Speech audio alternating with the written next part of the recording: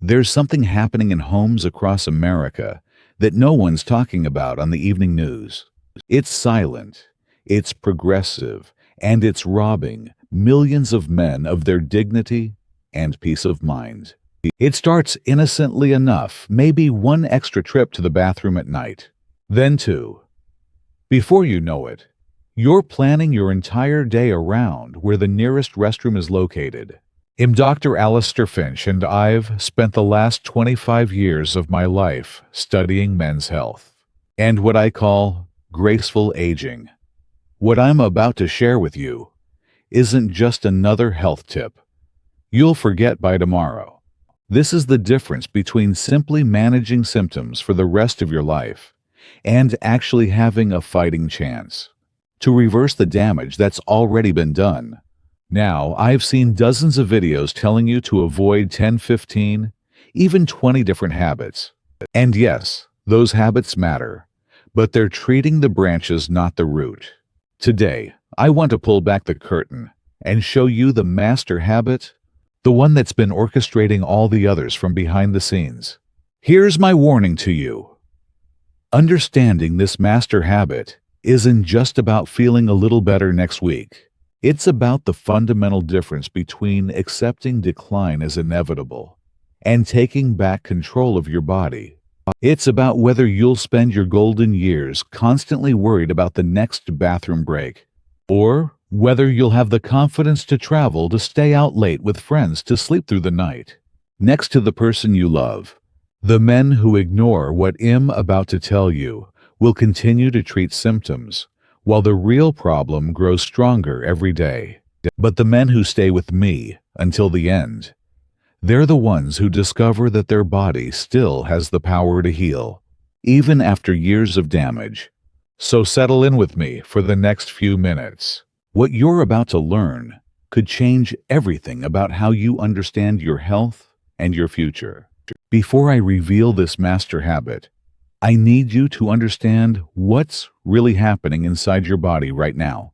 And I want you to forget about age for just a moment, because the real enemy isn't the number of years you've lived. It's something that has a name: chronic inflammations. Picture your prostate like a peaceful neighborhood where you've lived for decades.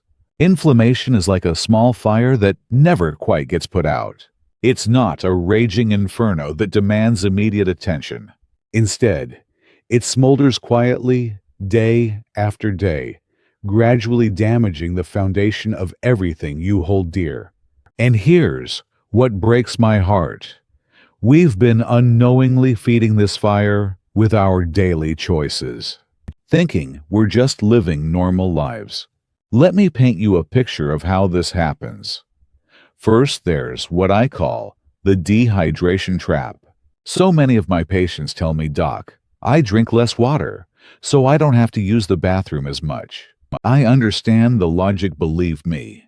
But here's what's actually happening. When you're not drinking enough water, your urine becomes concentrated and acidic. Every time you urinate, it's like pouring vinegar on an open wound. Your bladder and prostate are constantly being irritated, and irritation is inflammation's best friend. Then there's the food that's become so normal in American life that we don't even think about it anymore. The processed foods, the vegetable oils hidden in everything from salad dressing to bread, the refined sugars that spike and crash throughout the day. These aren't just unhealthy, they're inflammatory accelerants. Every donut at the coffee shop, every fast food lunch, every microwave dinner is like throwing gasoline on that smoldering fire. And finally, there's something we've all accepted as part of modern life: sitting hours and hours of sitting. When you sit for extended periods, you create what I call a swamp in your pelvic region. Blood flow slows down. Oxygen can't reach the tissues that need it. Waste products can't be cleared away efficiently. This stagnant, oxygen-poor environment is where inflammation thrives. Now, I want to be clear with you. These habits are dangerous, and they absolutely contribute to prostate problems. But here's what took me years to understand. These are just the foot soldiers. They're not the general commanding the attack. To understand the real commander, the master habit that's been pulling all the strings, I need to tell you about a patient of mine named Frank. His story changed everything about how I practice medicine, and I believe it will change everything about how you think about your health. Frank walked into my office 3 years ago, and I could see the weight of the world on his shoulders. He was 68, a retired construction foreman, the kind of man who'd built half the bridges in our county with his own two hands. Strong, proud, from a generation that believed you just push through and don't complain. "Doc," he said, settling into the chair across from my desk, "I think I'm falling apart." For years, Frank had been living with what he called the inconvenience. He'd wake up 3, 4, sometimes 5 times a night. He'd stopped going to movies because he was embarrassed about getting up multiple times during the film. Road trips with his wife Martha had become a thing of the past. He was too anxious about finding bathrooms along the way.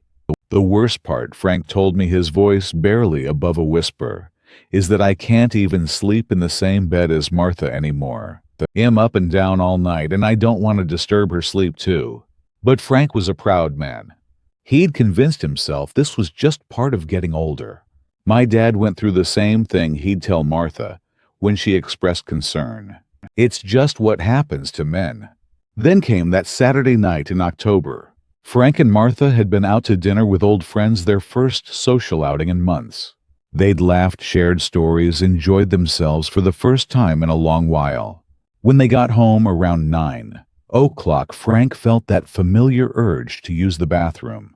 Except this time, nothing happened. Not a drop.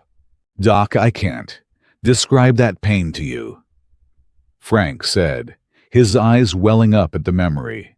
"It was like someone was squeezing my insides with a vice. But worse than the pain was the panic. I felt completely helpless, completely out of control." Martha drove him to the emergency room where they had to insert a catheter to relieve the blockage. The relief was immediate, but the humiliation, Frank said, was overwhelming. "I'm a man who's never asked for help in his life, and there I was completely dependent on strangers, just to do something as basic as urinate." That night in the hospital became Frank's turning point. Not because of the medical procedure, but because of the conversation we had the next morning. We sat down and looked at his life. Really looked at it. The massive coffee consumption to power through his days. The lunch routine of processed sandwiches and chips. The evenings planted in front of the television without moving for hours. I realized, Frank told me months later, that I wasn't a victim of aging. I was a victim of my choices. Small choices repeated thousands of times over decades. Frank's story terrified me, but it also gave me hope, because from that moment forward we started rebuilding. And if Frank could do it at 68, after years of damage, then anyone can. Frank's story is frightening, I know, but it's also a story of transformation, because from that rock-bottom moment, we began the work of systematic rebuilding. We didn't try to change everything at once. That's a recipe for failure. Instead, we focused on building strong defensive walls, one stone at a time. And you can start building those same walls today. The first wall we built was what I call the Smart Hydration Protocol. Frank had been doing what so many of my patients do, avoiding water to avoid bathroom trips. But I taught him a different approach. Instead of chugging 8 glasses of water and creating a flood, we focused on gentle, consistent hydration throughout the day. Frank started keeping a water bottle at his side and taking small sips every 15 to 20 minutes. Not gulping, just sipping. The goal wasn't to drink a specific amount, but to keep his urine a pale straw color, light enough that he wasn't irritating his system, but hydrated enough that he was gently flushing toxins and bacteria before they could cause problems. The second wall was rebuilding his relationship with food. Now I didn't put Frank on some impossible diet. Instead, I taught him what I call the rainbow rule. Every day, Frank tried to eat something from every color of the rainbow. Deep green spinach for its iron and folate. Red tomatoes for their lycopene, which specifically supports prostate health. Orange sweet potatoes for their beta-carotene. These colorful foods are nature's anti-inflammatory medicines. They're your body's fire department. We also added healthy fats back into Frank's diet. Real olive oil, avocados, wild-caught salmon. These fats help rebuild healthy cell membranes and fight inflammation from the inside out. Frank joked that he'd been trying to avoid fat for decades, when what he really needed to avoid was the processed junk that had been masquerading as food. The third wall was movement, but not the kind you might think. Frank's knees weren't great, and the gym felt intimidating after years away. So we started with something simple: the movement mandate. Every 45 minutes during the day, Frank's phone would buzz. When it did, he'd simply stand up and move for 2 minutes. Sometimes he'd walk around the house. Sometimes he'd do gentle stretches. Sometimes he'd just stand and look out the window. This simple practice broke up the pelvic swamp I mentioned earlier and got oxygen-rich blood flowing to exactly where he needed it most. Now I know tracking all of these changes can feel overwhelming. That's why I often recommend a simple tool to my patients. There's a free app called the Vitality Log that's designed specifically to help you track your hydration, your colorful foods, and your movement breaks. When you have data, you have power. It helps you see your progress and keeps you accountable. You will find the link in the description below. These 3 walls, smart hydration, rainbow nutrition, and regular movement, gave Frank a strong foundation. Within weeks, he was sleeping better. Within months, his quality of life had transformed. But even if you build these walls perfectly, you can still miss the commanding general. It's time to reveal the master habit that's been orchestrating everything else. We've talked about water, food, and movement. These are powerful allies in your fight for prostate health. But what commands them? What decides when you feel hungry? When you feel tired? And most importantly, what controls your body's inflammatory response? Let me show you something that changed everything for Frank. And I believe it will change everything for you too. The most dangerous habit, the master habit that almost every man over 60 has fallen into without realizing it, is this: living completely out of sync with your body's natural rhythms. Your body is like a magnificent orchestra, conducted by an internal clock in your brain called your circadian rhythm. This biological timekeeper decides when to produce hormones, when to repair damaged cells, and when to turn down inflammation. It's been perfectly calibrated over millions of years of evolution to work with the rise and fall of the sun. But what have we done in our modern world? We've declared war on this ancient wisdom. Every night we stare into the bright screens of our phones, tablets, and televisions, sending powerful daytime signals to our brain when it should be preparing for rest. This disrupts the production of melatonin, which isn't just your sleep hormone. It's one of your most powerful anti-inflammatory compounds. We eat heavy meals at 10 o'clock at night, forcing our digestive system to work overtime when it's programmed to rest and repair. This creates massive internal stress and inflammation. We live in a constant state of low-level anxiety, worrying about the news, about finances, about family, keeping our stress hormone cortisol elevated around the clock. Cortisol is like gasoline on the inflammatory fire we've been discussing. When it's constantly elevated, it tells your body that you're always in emergency mode. And the body's natural response to emergency is inflammation. Think about it this way. When your circadian rhythm is disrupted, your body loses its ability to heal itself. It's like an orchestra playing without a conductor. Everything becomes chaotic. And for men, one of the first places this chaos shows up is in prostate health.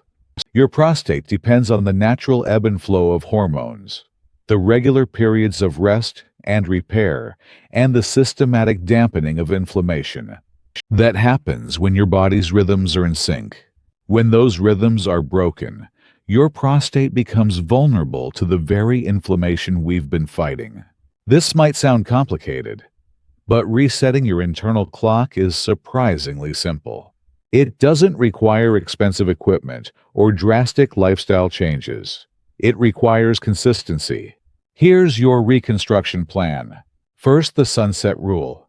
90 minutes before your intended bedtime, begin what I call a digital sunset. Turn off the television. Put away your phone. Close the laptop. This isn't about being anti-technology. It's about respecting your biology. Read a book. Have a conversation. Listen to gentle music. Let your brain receive the signal that the day is ending. Second, the 12-hour window. Try to eat all your meals within a 12-hour period. Say 8 in the morning until 8 at night. This gives your digestive system 12 full hours of rest every night to focus on repair and reducing inflammation. You don't have to change what you eat initially, just when you eat it. Third, the 5-minute reset. At least once every day, sit quietly and do absolutely nothing for 5 minutes. Focus only on your breathing. Breathe in through your nose for 4 counts. Hold for 4 counts and breathe out through your mouth for 6 counts. This simple practice interrupts the cortisol cycle and signals to your nervous system that you're safe. These 3 practices, digital sunset timed eating and daily breathing, are like tuning forks for your body's natural rhythm. When you're in rhythm, your body remembers how to heal itself. You are the conductor of your body's orchestra. These 3 rules are your conductor's baton. So there you have it. The problem isn't age. The problem is inflammation. And the root cause of that inflammation is a life lived out of sync with your body's natural wisdom. Your healing journey doesn't begin by changing 20 things at once. It begins by honoring your body's natural rhythms. Now I have one final request. Think of another man in your life, your friend, your brother, your son, who's struggling with these same symptoms. Someone who's accepted this as just a normal part of getting older. Be the person who sends him the answer he's been looking for. Share this message with him. It might be the most caring thing you do this week. Take care of your body, and it will take care of you.